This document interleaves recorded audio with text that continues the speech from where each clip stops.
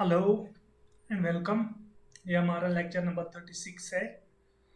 तो laws of motion का जो अनदर पोर्शन है इसमें है हमारा फ्रिक्शन। और आज हम इसी से रिलेटेड चीज़ें करेंगे। और कल तक जो हमने किया वो काफ़ी इम्पोर्टेंट था। मैं फिर से एक और बार आपको बताना चाहूँगा, डे बिफोर यस्टरडे जो हमारी क्लास थी वो काफ़ी ज़्यादा इम्पोर्टेंट थी। आज की क्लास में भी प्रोबेबली आप देखेंगे कि उस चीज़ को हम इम्प्लीमेंट करेंगे। ठीक है, तो let us get started with our new journey यहाँ पे फ्रिक्शन। तो एक और चीज़ मैं बताना चाहूँगा कि न्यूमेरिकल्स वगैरह जो भी है वो हम इस चैप्टर को पूरा कंप्लीट करने के बाद अभी कुछ डेफिनेशंस और है प्रोबेबली और 2 क्लासेस या 3 क्लासेस में हम कंप्लीट करेंगे इस चीज़ को। तो उसके बाद हम बाकी सारे न्यूमेरिकल्स जो भी होते हैं बुक से या प्रीवियसली एग्जाम्स की या बाकी सारे जो भी उनको हम करेंगे उसके बाद। ठीक है, तो लेट अस गेट स्टार्टेड। और आज का टॉपिक है friction.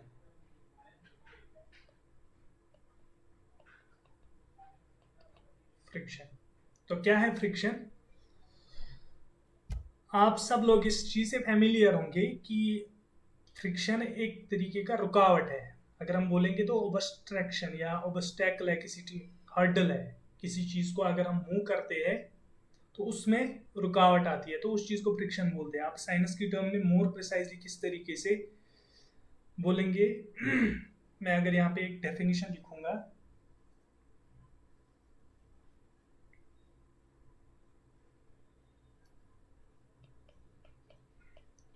Friction is an opposing force which comes into play which comes into play when one body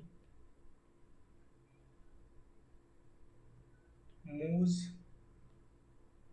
or tends to move over another body another body। यानी कि अगर मैं यहाँ पे सिंपल सी एक इलस्ट्रेशन दिखाऊंगा यहाँ पे आपको। लेट अस सपोज ये हमारा ग्राउंड है, तो ये कोई ब्लॉक है, ब्लॉक, ये ग्राउंड है हमारा। तो हम क्या करेंगे, अगर हम इस चीज़ को धक्का मारेंगे, इस ब्लॉक को फोर्स से अप्लाई करेंगे तो किसी टाइम तक ये रेजिस्ट करेगा। ठीक है, तो ये आपको एक रेजिस्टिव फोर्स मिलेगा यहाँ से, जिसको हम बोलते हैं फ्रिक्शनल फोर्स। F1 यहाँ पे मैं डिनोट करूंगा। तो बेसिकली ये क्या है, एक रुकावट है, एक हर्डल है। It's a kind of hurdle. तो अब इसके जो है, इसके नुकसान ये है, आप इसको इस तरीके से मत देखिए, इसके बहुत सारे फायदे भी है। पहली चीज नुकसान क्या है कि फॉर एग्जाम्पल यहाँ पे हम मोशन नहीं कर पाते। ठीक है, यहाँ पे सेकंड चीज अगर मैं देखूंगा, यहाँ मैं आपको एक अच्छी एग्जांपल देता हूँ फर्स्ट लॉ ऑफ मोशन से। फर्स्ट लॉ ऑफ मोशन क्या बताता है हमें कि if a body is in uniform motion या स्टेट ऑफ रेस्ट, उस चीज को अभी भूल जाते हैं। यूनिफॉर्म मोशन तो वो उसी में रहेगी until and unless any external effort is made to stop it. लेकिन ऐसा हम नहीं देखते रियल लाइफ में। वो क्यों? Due to friction. तो वहां पे भी हमें क्या हुआ, wastage of energy. For example अगर हमें किसी रोड पे लाइक कोई अमाउंट ऑफ वर्क लगता है किसी को, किसी चीज को मूव करने में, तो जब फ्रिक्शन वहां पे फोर्स में आता है, कम्स इनटू प्ले, तो वहां पे एफर्ट ज्यादा लगते हैं, यानी कि वेस्टेज ऑफ एनर्जी या रिसोर्सेज हम बोल सकते हैं। अब दूसरी साइड से अगर हम इसकी बात करेंगे कि फायदे क्या है इसके, अगर आप गाड़ी में ब्रेक देखेंगे तो इट्स एप्लीकेशन ऑफ फ्रिक्शन। आप चलते हैं, अगर फ्रिक्शन नहीं होता तो जब हम पैर दबाते हैं नीचे तो वो स्लिप कर जाता, तो वो चीज़।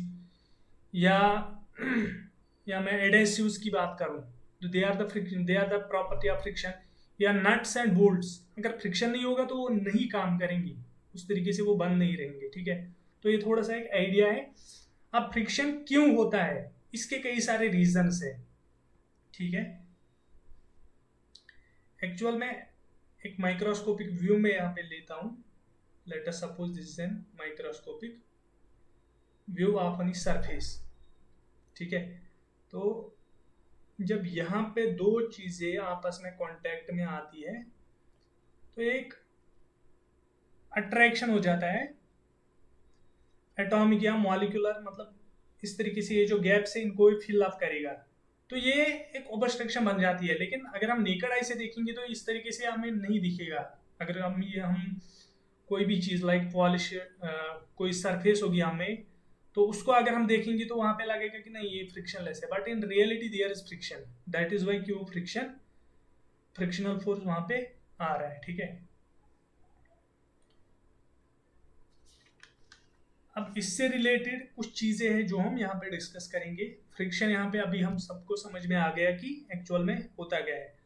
अब टाइप्स ऑफ फ्रिक्शन है, फ्रिक्शन के क्या क्या टाइप्स है। टाइप्स ऑफ फ्रिक्शन,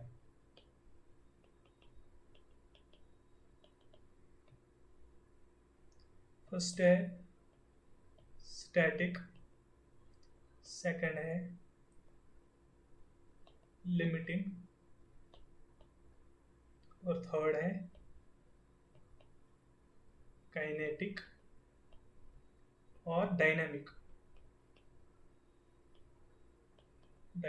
फ्रिक्शन, ठीक है। अब कौन क्या है, किस तरीके से क्या है, अब हम इस चीज को समझते हैं, ठीक है, क्योंकि ये हमारा बहुत ज्यादा इंपॉर्टेंट है। आगे इसके ऊपर बहुत ज्यादा प्रॉब्लम्स आने वाली है। लेट अस सपोज हम पहले स्टैटिक फ्रिक्शन को समझते हैं। स्टैटिक फ्रिक्शन,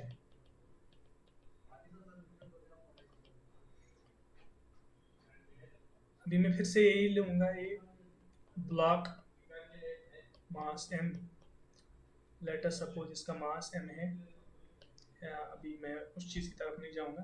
तो ये एक सरफेस पे है, ठीक है। तो यहाँ पे क्या होगा, अगर आपको प्रीवियस क्लासेस का याद होगा तो वहां पे हम बता रहे थे कि इसका वेट जो है वो W is equal to m g है। अब इसके रिजल्ट में इसके काउंटर में एक फोर्स लगता है ऊपर की तरफ, दैट इज R, ठीक है। अब ये दोनों बैलेंस है, ठीक है।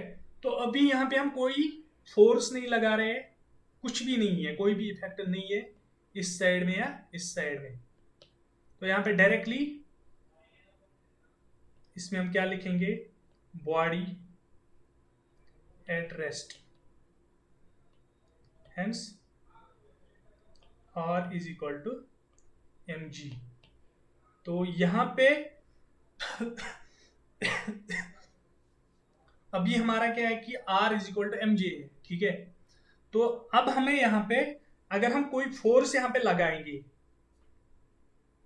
अगर हम यहाँ पे कोई फोर्स लगाएंगे, force F, but it is not sufficient to make it move, तो मैं यहाँ पे लिखूंगा डायरेक्टली इसकी definition, it is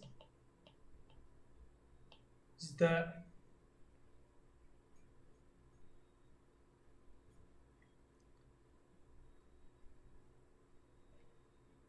opposing force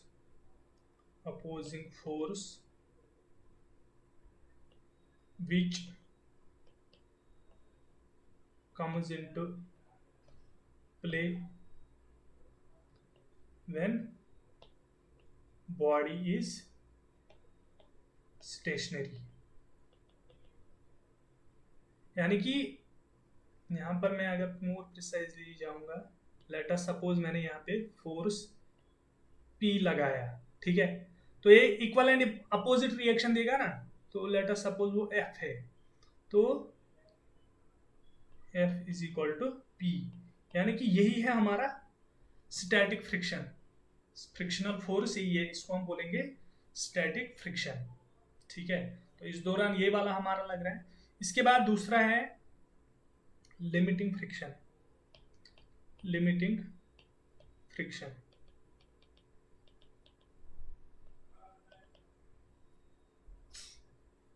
मैं फिर से इसी चीज को लूंगा,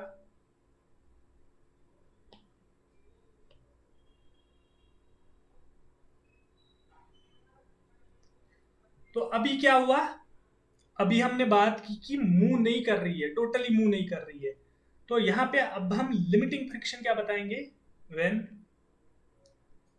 the body is on the verge to move,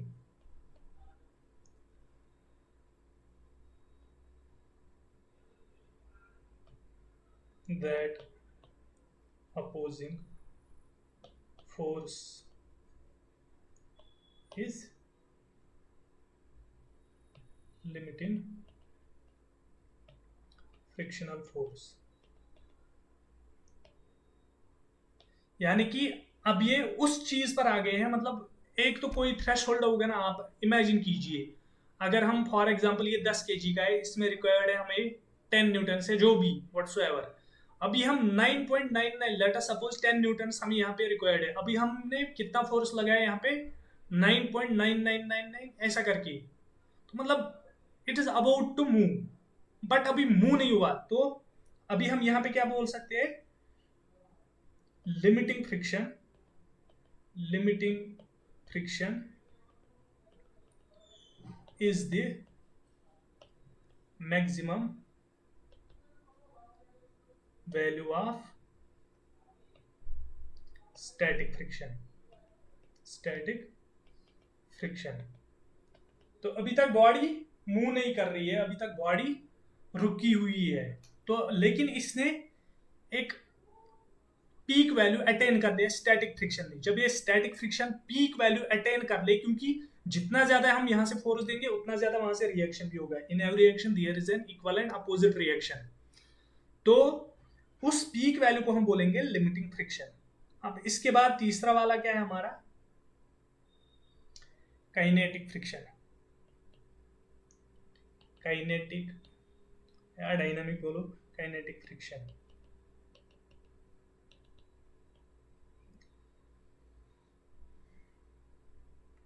It is the opposing force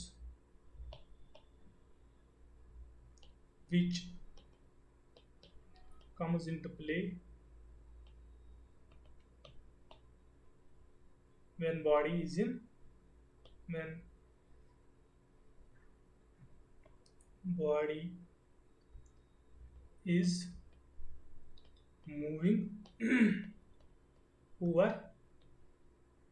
other body.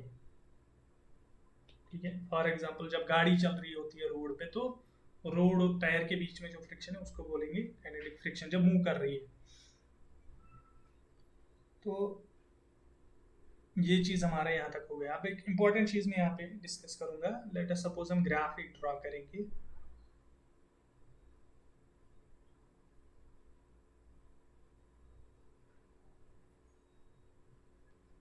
अगर आपने पहली क्लासेस अटेंड की होगी तो आप ये चीज अच्छे से समझ लेंगे, ये ग्राफ जो मैं समझा रहा हूँ तो इससे आपको ये काफी क्लियर हो जाएगा।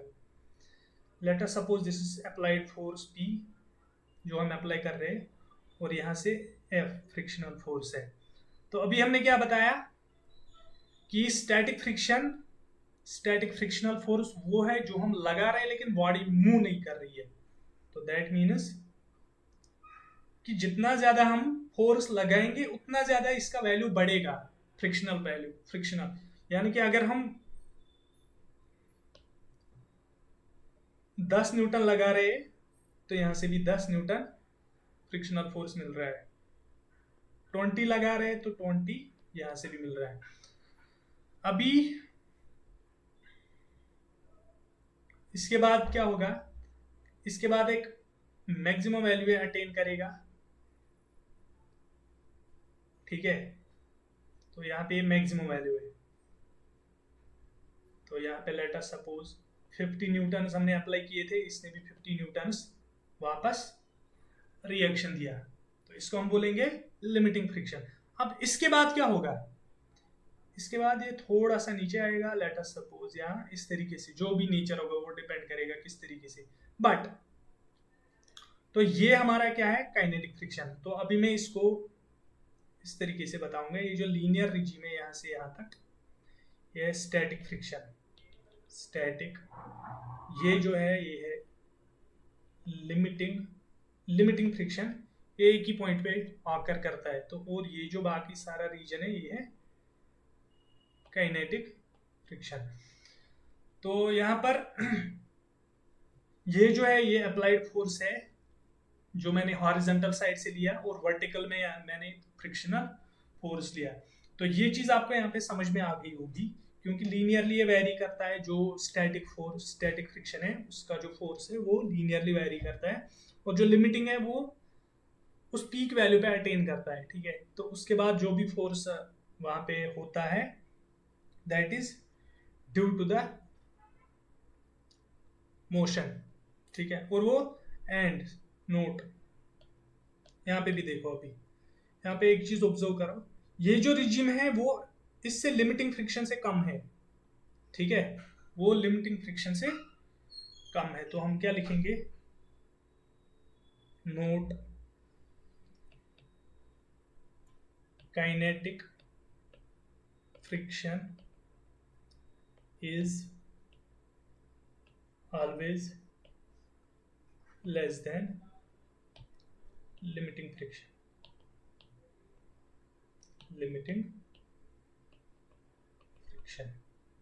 इस चीज को आप अपने माइंड में रख लीजिए।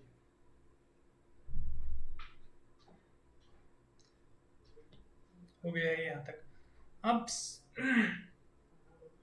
अब हमने तीनों पार्ट्स को डिफाइन किया, क्या होता है, किस तरीके से होता है। लेकिन जो काइनेटिक फ्रिक्शन खुद है उसके भी दो टाइप्स है, टाइप्स ऑफ काइनेटिक फ्रिक्शन। क्या क्या है, sliding and rolling, sliding friction, second है रोलिंग फ्रिक्शन, रोलिंग फ्रिक्शन।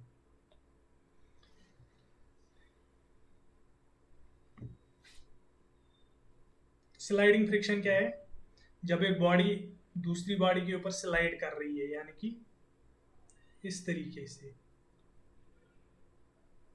ठीक है। तो यहां पे क्या होगा,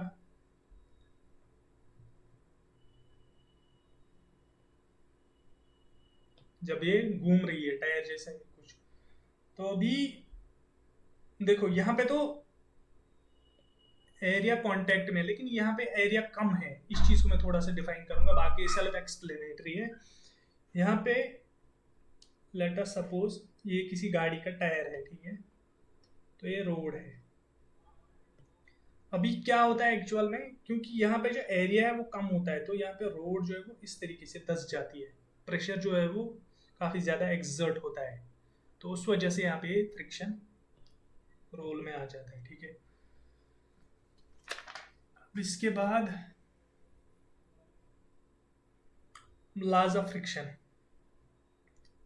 लॉज ऑफ फ्रिक्शन कितने, 4 लॉज है। फर्स्ट लॉ क्या बताता है हमें,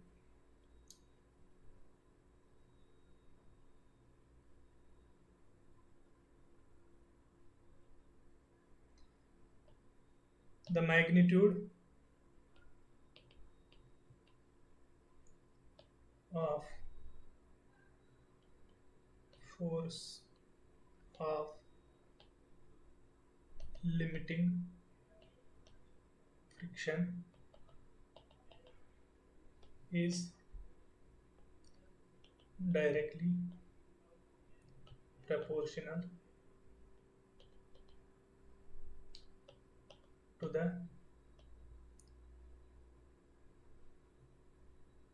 normal reaction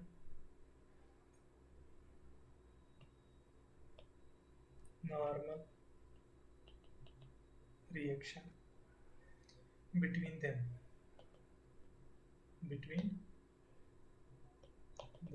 क्या बताया जा रहा है हमें कि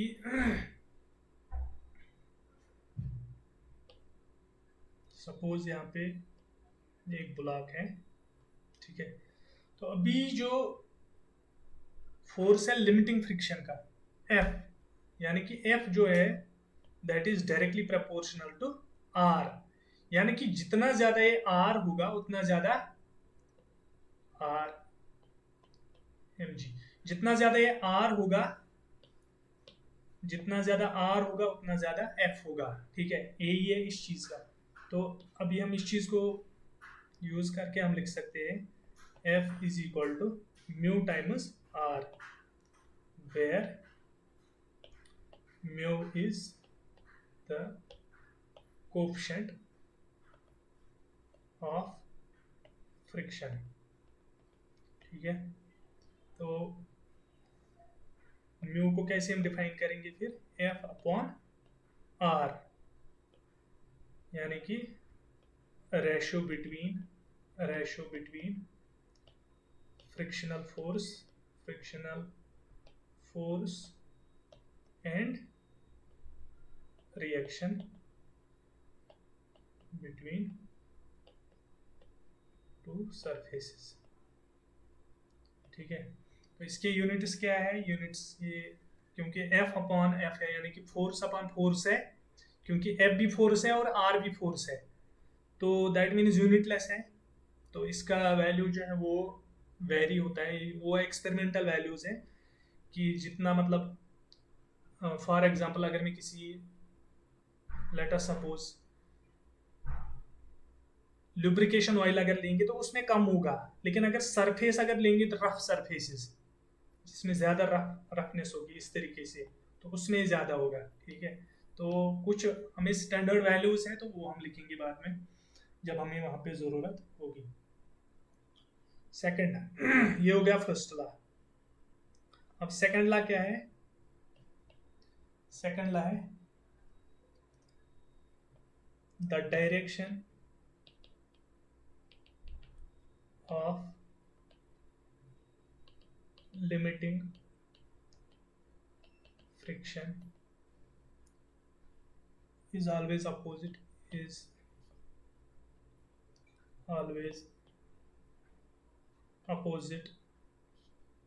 to the direction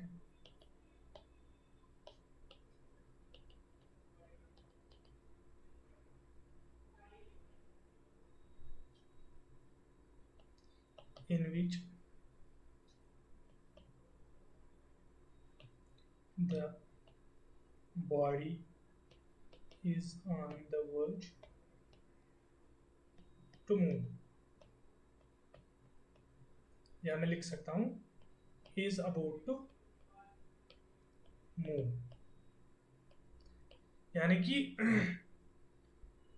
अगर मैं ऐसे बनाता हूँ, ठीक है, फोर्स P में इस साइड में अप्लाई कर रहा हूँ, तो यानी कि जो डायरेक्शन होगी फ्रिक्शनल फोर्स की, लिमिटिंग फ्रिक्शनल फोर्स की, वो उसके अपोजिट डायरेक्शन में होगा, ठीक है। तो ये उतना ज़्यादा इंपॉर्टेंट नहीं है, फर्स्ट लॉ काफ़ी इंपॉर्टेंट है। Third, the force of limiting friction is independent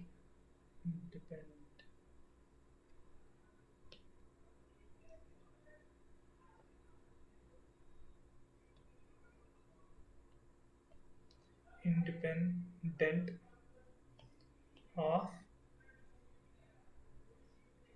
apparent area of contact, apparent area of contact,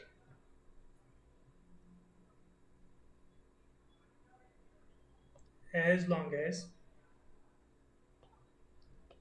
the normal reaction remains same। इसका मतलब क्या है, थोड़ा सा इसको समझते हैं। फॉर एग्जाम्पल मैं दो जगह लेता हूँ, ठीक है, दो ब्लॉक्स लेता हूँ, ए बी, तो यहाँ पे आर ए होगा, यहाँ पे आर बी होगा। अब दूसरा रखूंगा मैं इस तरीके से, ए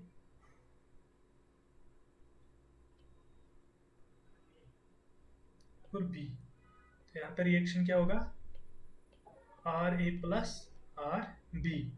तो टोटल क्या है, रिएक्शन तो दोनों में सेम है, ऊपर की तरफ R A plus R B. अगर हम अपवर्ड फोर्स देखेंगे दोनों में, तो यहां पे बोला जा रहा है कि दोनों में इट इज इंडिपेंडेंट। आप चाहे आप इस तरीके से रखो या इस तरीके से रखो, जो फ्रिक्शनल फोर्स है वो सेम होगा। क्यों? क्योंकि उसमें हमें ऑलरेडी पता है, because F is directly proportional to R. यहाँ पे हमें कुछ भी नहीं बोला जा रहा है कि आप इस तरीके से रखो या उस तरीके से रखो। तो यही मतलब है थर्ड लॉ का, ठीक है। अभी फोर्थ लॉ क्या है,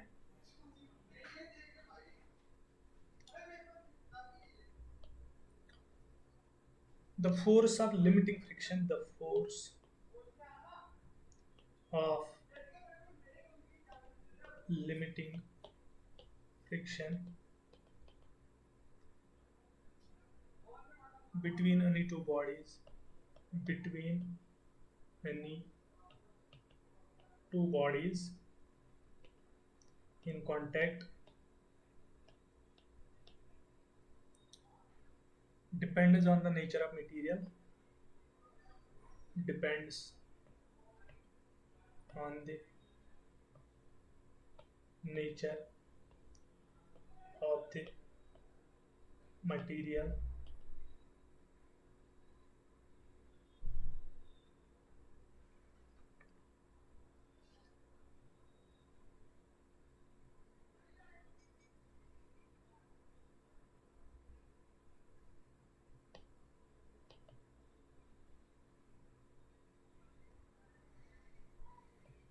फॉर एग्जाम्पल रफनेस या स्मूथनेस।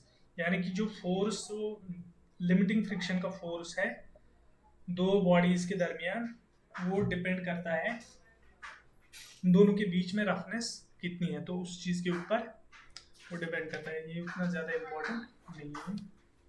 तो अभी हम जाते हैं नेक्स्ट डेफिनेशन। तो यहाँ पे काफी सारी चीजें, इसमें फर्स्ट लॉ सबसे ज्यादा इम्पोर्टेंट है। अगर आप और थर्ड लॉ को देखेंगे तो इम्पोर्टेंट है, बाकी सेकंड और फोर्थ बस माइंड में रखनी है इन चीजों को समझ के।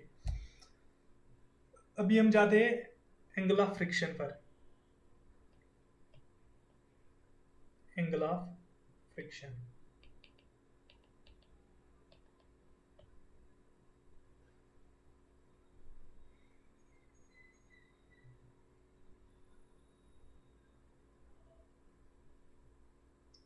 it is the angle between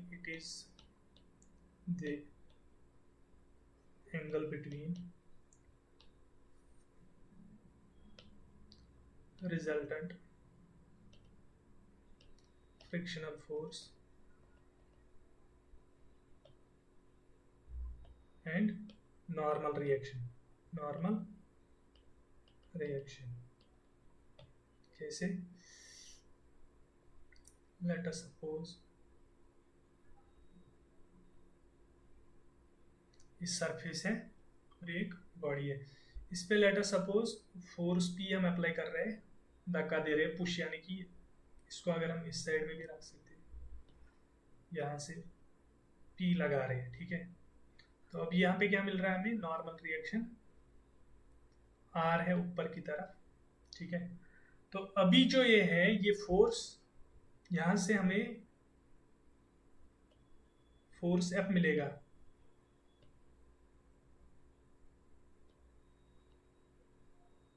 जो हमारा फ्रिक्शनल फोर्स है। अब देखो यहाँ पे दो फोर्सेस आ गए, आर और एफ। यहाँ पे एक चीज दिखाऊंगा, अगर आपको वेक्टर्स में याद होगा, अगर हम ऐसे दो फोर्सेस बनाते थे इस तरीके से, एक फोर्स यहाँ से, तो यहाँ से रिजल्टेंट होता था। या अगर हम ऐसे बनाते थे, अगर फोर्स ऐसे होता था तो उसके दो कंपोनेंट्स होते थे जब हम रिजॉल्व करते थे, ठीक है। तो सेम तरीके से यहाँ पे भी होगा। यहाँ पे क्या होगा एक्चुअल में, मैं यहाँ पे सिर्फ फ्री बॉडी डायग्राम अब ड्रा करूंगा।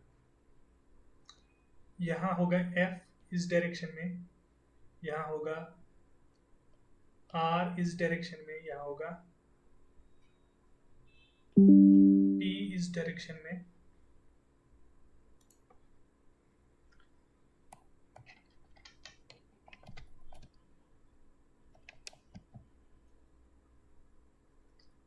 और ऑफ कोर्स वेट mg होगा नीचे की तरफ। अब देखो इन दोनों के बारे में हमें अभी कुछ करना नहीं है, ठीक है।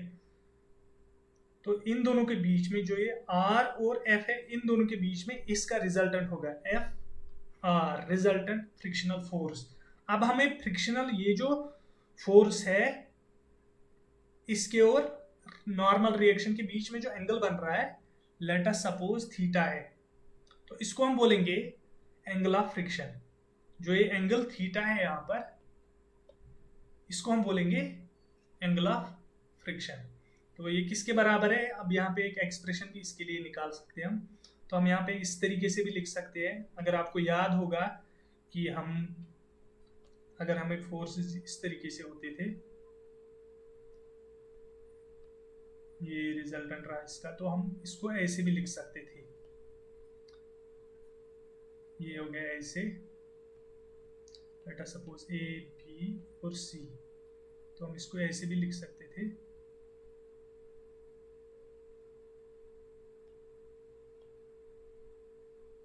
यानी कि A, B और C, यानी कि ये वाला जो है उसको हम यहाँ पे भी रख सकते हैं, या इस वाले को लेके यहाँ पे चल सकते हैं, ठीक है। अभी हमने देखा यहाँ पे एंगल किस किस के बीच में बन रहा है, यानी कि B और,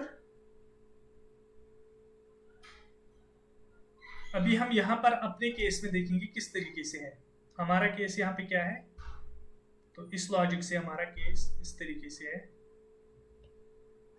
यहाँ पे है फ्रिक्शनल फोर्स F, यहाँ पे है रिएक्शन R, और यहाँ पर है हमारा FR। तो इसको हम ऐसे भी लिख सकते हैं, यहाँ पे एंगल थीटा है, फ्रिक्शनल एंगल। तो मैं आपकी सिंपलिसिटी के लिए इसको ऐसे कर रहा हूँ, मैं ऐसे लिख सकता हूँ FR, यहाँ पे मेरा एंगल थीटा है, ये है मेरा रिएक्शन R। अब ये जो F है, F को यहाँ पे मैं लिख सकता हूँ, F को मैं यहाँ पे दिखाऊंगा, ठीक है। अगर वेक्टर्स आपको याद होंगे तो उससे आपको ये पता चलेगा। तो मैं अब इसी एंगल को इसी ट्रायंगल को यूज करके, तो मैं क्या लिखूंगा यहाँ पर, tan theta is equal to perpendicular upon base, यानी कि F अपॉन R, ठीक है।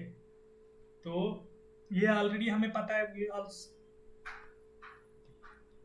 we already know that mu is equal to F upon R, ठीक है। तो which implies mu is equal to tan theta, यानी कि हम क्या बोल सकते हैं, और लिख सकते हैं theta is equal to tan inverse of mu, ठीक है। तो एंगल ऑफ फ्रिक्शन क्या है, it is the tan inverse of coefficient of friction, ठीक है। यहां लिख सकते हैं, यहाँ पे हम इस तरीके से यहाँ से एक और चीज भी डिफाइन कर सकते हैं फिर से, यानी कि कोएफिशिएंट ऑफ फ्रिक्शन क्या है, it is the tan of angle of friction, that is it.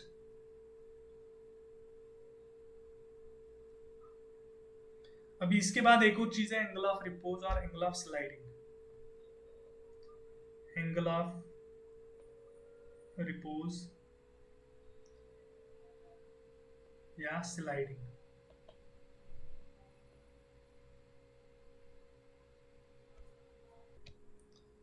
तो यहाँ पे मैं एक डायग्राम ड्रॉ करूंगा। लेट अस सपोज ये हमारा सरफेस है, दिस इज सरफेस, और यहाँ पे किसी ब्लॉक को रखा गया है जिसका मास है m। लेट अस सपोज ये जो सरफेस है ये एंगल थीटा बना रही है इसके साथ, या थीटा हमने ऊपर में यूज किया तो यहाँ पे अल्फा यूज करेंगे, अल्फा। अभी देखो वेट जो है it will always act towards the centre of earth, यानी कि स्ट्रेट नीचे होगा, W is equal to mg। अभी हमें क्या पता है, it will try to tend to move downwards, यानी कि इस साइड में मूव करने की कोशिश करेगा। तो इस केस में फ्रिक्शनल फोर्स क्या लगेगा, ऊपर की तरफ। यहाँ पे हम धक्का नहीं दे रहे और ये मूव नहीं कर रही अभी, it is about to move. ठीक है, यहाँ पे मैं body is on the verge to move, not moving. ठीक है, ऑन द वर्ज यानी कि लिमिटिंग फ्रिक्शन का केस है। तो इस केस में क्या होगा, फ्रिक्शनल फोर्स जो होगा वो ऊपर की तरफ F होगा। नॉर्मल रिएक्शन ऑलवेज, यानी कि it will be perpendicular always to this. ठीक है, यानी कि सीधे ऊपर की तरफ इस साइड में, तो इस साइड में नॉर्मल रिएक्शन R होगा। अब देखो यहाँ पे वेट जो है उसके दो कंपोनेंट्स आएंगे। ठीक है, एक तो इस साइड में आएगा यानी कि, और दूसरा आएगा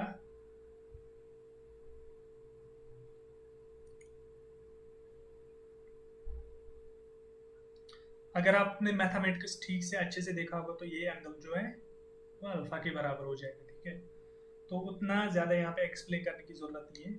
तो ये वाला कंपोनेंट क्या बनेगा फिर, mg cos अल्फा, ये बनेगा mg sin अल्फा। तो देन वी कैन राइट, हम क्या लिख सकते हैं, f इज इक्वल टू, या मैं f minus mg sin alpha is equal to 0, और लिखूंगा r minus mg cos alpha is equal to 0। ये हमारी दो इक्वेशन है, फर्स्ट और सेकंड। ठीक है, तो इन दोनों से मैं क्या लिख सकता हूं, और f is equal to mg sin alpha, r is equal to mg cos alpha. So divide, we get f upon r is equal to mg sin alpha upon mg cos alpha. ये और ये गया, तो since f by r is equal to mu, that means mu is equal to tan alpha. तो यहाँ पे भी same case आ गया जो हमने लास्ट टाइम, यानी कि हमने क्या निकाला था, mu is equal to tan theta. Since angle of friction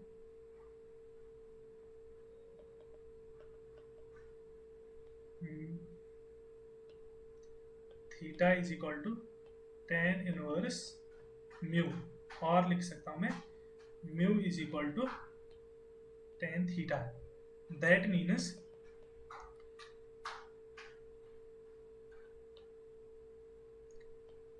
tan alpha is equal to tan theta.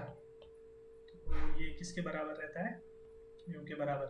तो यानी कि एंगल ऑफ फ्रिक्शन जो है वो एंगल ऑफ रिपोज या एंगल ऑफ स्लाइड के बराबर होता है। तो ये जनरलाइज यहाँ पे चीज रखे, और लिख सकता हूं मैं theta is equal to alpha. ये चीज आप दिमाग में रखेंगे। ठीक है, अब इसके बाद नेक्स्ट चीज हम इसमें करेंगे,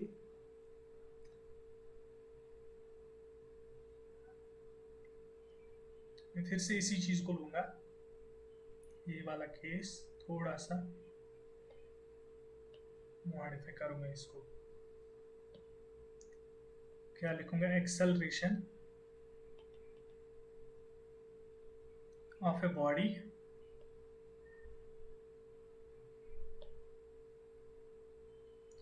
moving downwards and inclined plane, inclined plane.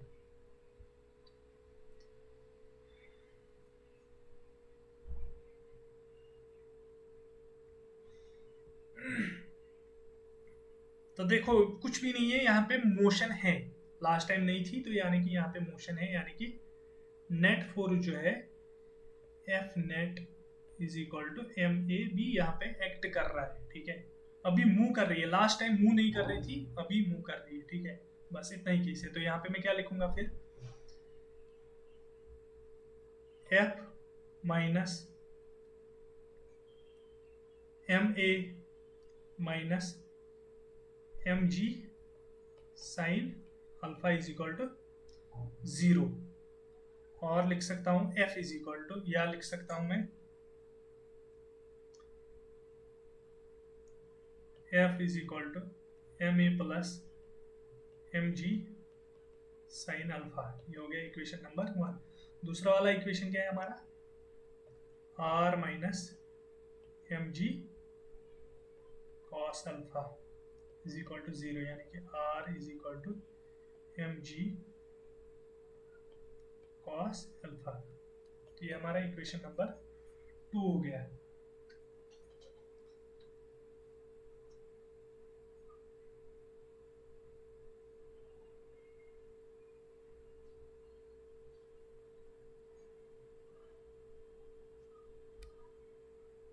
तो मैं यहाँ पे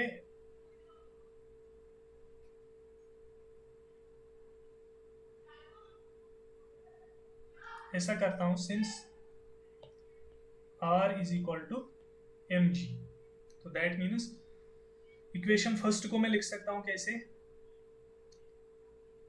as F minus M A minus M G sine alpha is equal to 0, which implies A का एक्सप्रेशन में किस तरीके से लिख सकता हूं।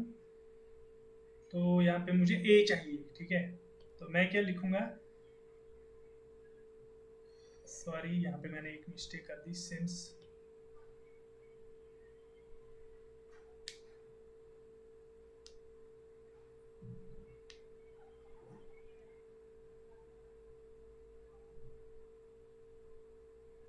हाँ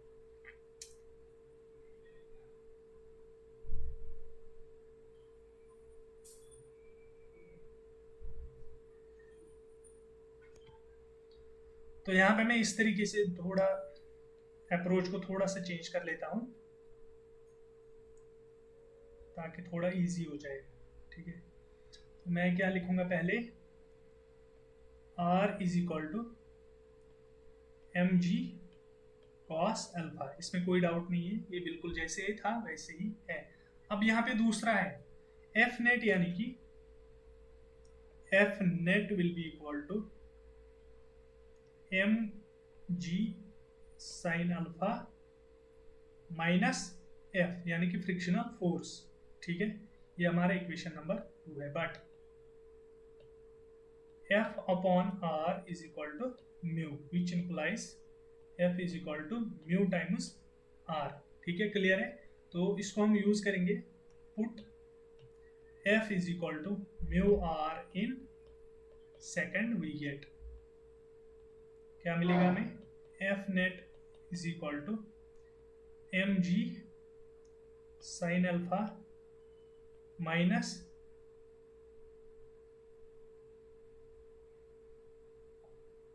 म्यू टाइम्स आर, आर किसके बराबर है, एम जी के बराबर,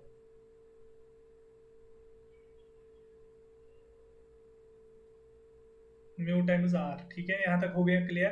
but R is equal to m g cos alpha from equation 1,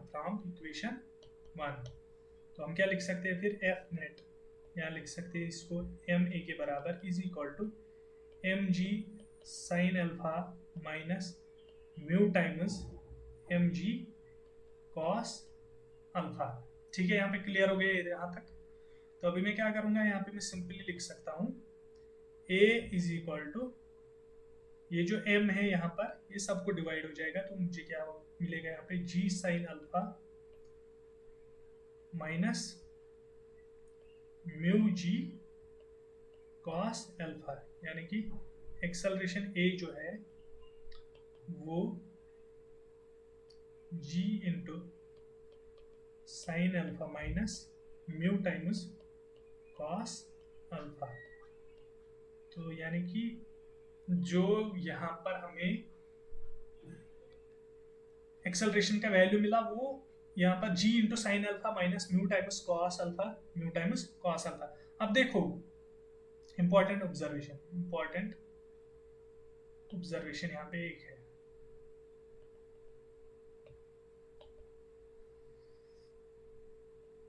sign alpha minus mu times cos alpha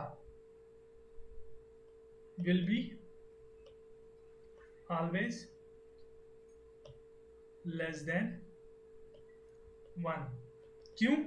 देखो अगर हम मैक्सिमम वैल्यू साइन अल्फा का लेंगे दैट विल बी 1, ठीक है, और वो कहाँ पे अटेन होगा 90 डिग्री पे। तो लेट अस सपोज अगर हम वही केस कंसिडर करेंगे 1, यहाँ पे 1 लेंगे माइनस वो 0 हो जाएगा, दैट मीन्स कि 1 होगा, उससे कम ही होगा, ठीक है। That means a is less than g, यानी कि g जो है फॉर एग्जांपल जो भी वैल्यू रखेंगे उसको जब मल्टीप्लाई करेंगे हम किसी नंबर से, यानी कि नंबर लेस देन 1, वो उसको डिक्रीज करेगा, ठीक है। फॉर एग्जांपल मैं अगर लूंगा 10 वैल्यू, मल्टीप्लाई हो जाएगा इसको 0.9 से, दैट मीन्स एक्सेलरेशन जो है इस बॉडी की that will never be more than acceleration due to gravity. यही ऑब्जर्वेशन है, implies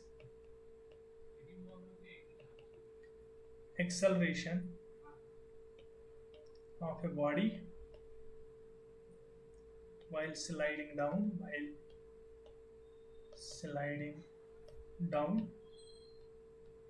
will always be less than g, ठीक है। तो ये चीज यहाँ पे अभी हमें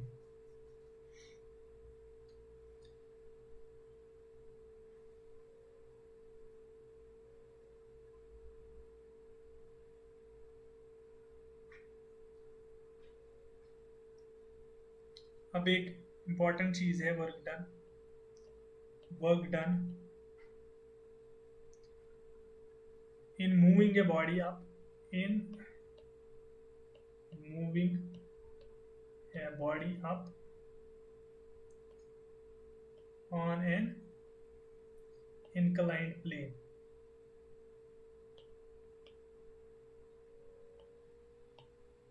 ये चीज तो हमें पता चली कि ऊपर से अगर फ्रिक्शन, अगर हम इस बॉडी को छोड़ देंगे तो ये नीचे गिर जाएगी, लेकिन नीचे से ऊपर तक जाने में इसको कितना का वर्क लगेगा, वर्क डन कितना लगेगा, वो हम यहाँ पे निकालेंगे, ठीक है।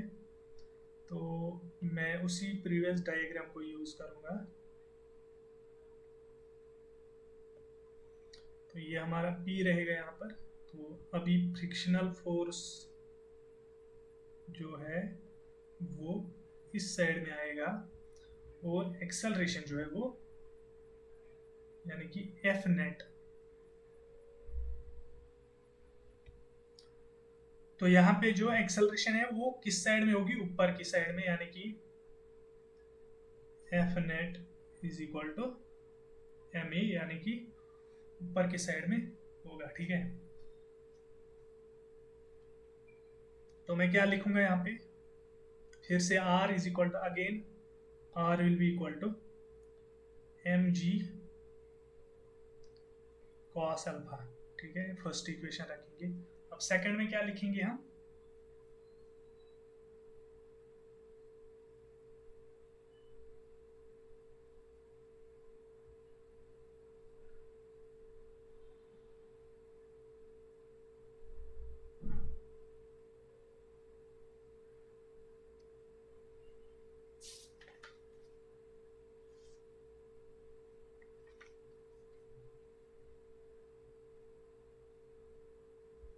हाँ, पहली चीज मैं ये बताऊंगा, W इज इक्वल टू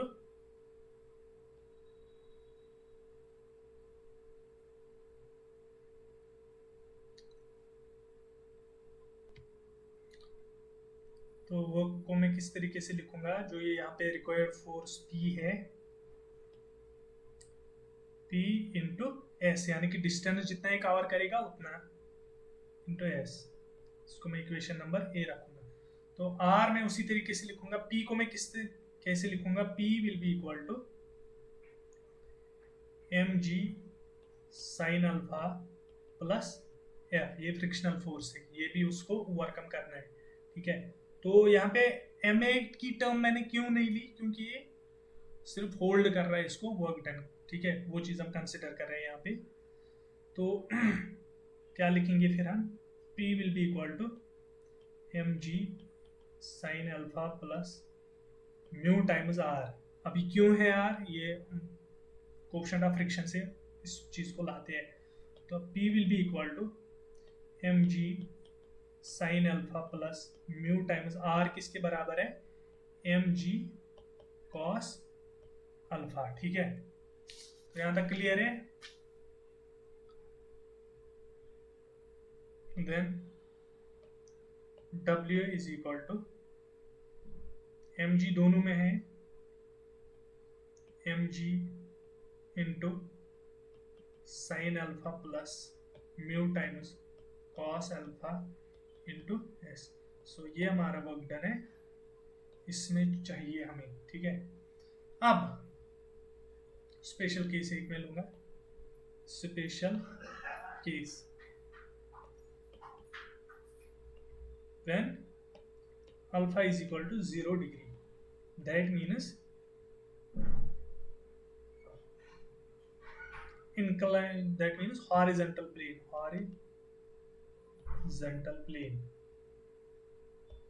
यानी कि फिर सीधे इस तरीके से है, ठीक है।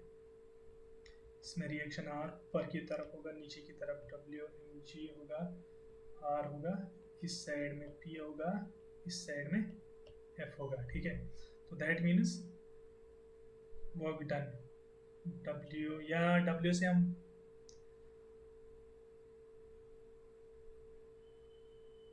W D में यहाँ पे लिखूंगा, सबस्क्रिप्ट में इसको D लिखूंगा, work done W D is equal to क्या है हमारे पास equation, mg s into sine alpha plus mu times cos alpha, when alpha is equal to 0 degree, which implies sin 0 degree is equal to 0 and cos 0 degree is equal to 1, so which implies WD will be हमारा फिर mg mu times s। तो ये हमारा work done होगा जब हमारा angle alpha जो है, हमारा इंक्लिनेशन जो है वो 0 डिग्री है, ठीक है। तो ये फ्रिक्शन से रिलेटेड कुछ चीज़ें थी, काफ़ी बोरिंग क्लास मुझे लगा, क्योंकि definitions and all way dealing. तो कल हम इससे आगे काफ़ी इंटरेस्टिंग चीज़ें, सर्कुलर मोशन, ये चीज़ें जो भी थी, शायद ये क्लास बड़ी भी हो गई है। एज यूजुअल जो क्लास होती थी हमारी वो अराउंड 40 मिनट्स की होती थी, लेकिन ये थोड़ी ज़्यादा हो गई, क्योंकि मैंने सोचा कि आज ये बोरिंग क्लास है तो इसको कंप्लीट ही कर देते हैं। तो इसमें सारी डेफिनेशंस और चीज़ें मैंने अच्छे तरीके से समझाई। अगर उसके बावजूद कहीं पे आपको इशू आ रहा है तो आप मुझे बता सकते हैं। और कल हमारा इंटरेस्टिंग टॉपिक है सर्कुलर, यानी कि सर्कुलर मोशन में जो डायनामिक्स इन्वॉल्व रहती है, उस चीज़ को हम, यानी कि सेंट्रीपिटल वगैरह, फोर्सेस वगैरह, उस तरीके से। तो आई होप कि आपको ये वीडियोस अच्छी लगी हो। अगर आपको अच्छी लग रही है तो आप इन्हें शेयर करना ना भूलें। Thank you, see you soon.